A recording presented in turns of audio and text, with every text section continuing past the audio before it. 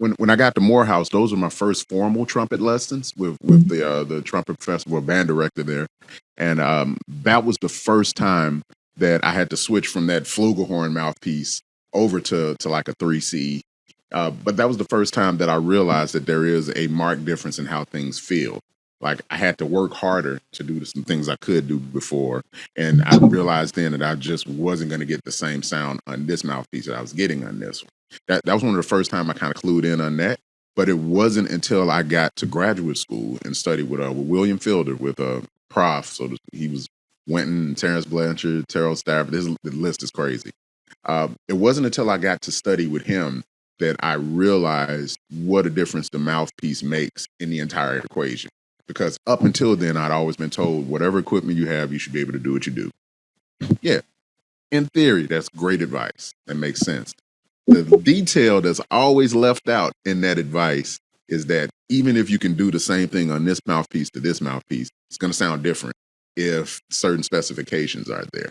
So by the time I got to study with Prof, he took my mouthpiece away from me and told me, "You will play on a 1.5C. Period. That's the end of the story. You can get a Bach 1.5C, and if you want a mouthpiece like mine, you need to get a screw rim 1.5C and put a Schilke rim on it." And so at the time I went to Dillon's, I had to go through this bin of mouthpieces and mouthpiece tops they had. And I found one that happened to be threaded that fit the Bach underpart that my professor had given, that prof gave to me. And that was a Schilke 20 thing. I didn't know how big that was. I just knew this felt comfortable. I had the 1.5C that he wanted me on. And I was playing professionally at the time, but because I was still kind of resistant and I still needed to keep the gigs I had, they were all lead playing gigs. So I was on it was a pea shooter. It was like a Marcinkiewicz 7E, I think. Had no idea how much I was adjusting to play in that thing. But I would do the gigs on those and then come back and do my lessons on everything that Prof had me playing. And that was a tragic combination because by the time I was coming back to do my lessons, it was like I was a novice. I had no idea how to play the trumpet in general. Nothing worked. And Prof even told me at one point, man, I think you should go into agriculture. I don't know if the trumpet's going to work out for you, but they're always going to need corn.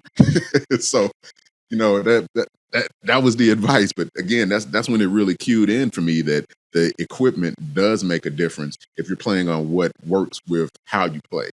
And I think before then, my idea was adjust everything to the equipment. This is when it changed to adjust the equipment to me. And by the time I got to that point, that's when I realized, okay, this entire lifetime that I've spent, contorting my face and changing my teeth around, it was a lot simpler than that. All I had to do was try a couple pieces. Don't just pick up the first thing you find and run with it.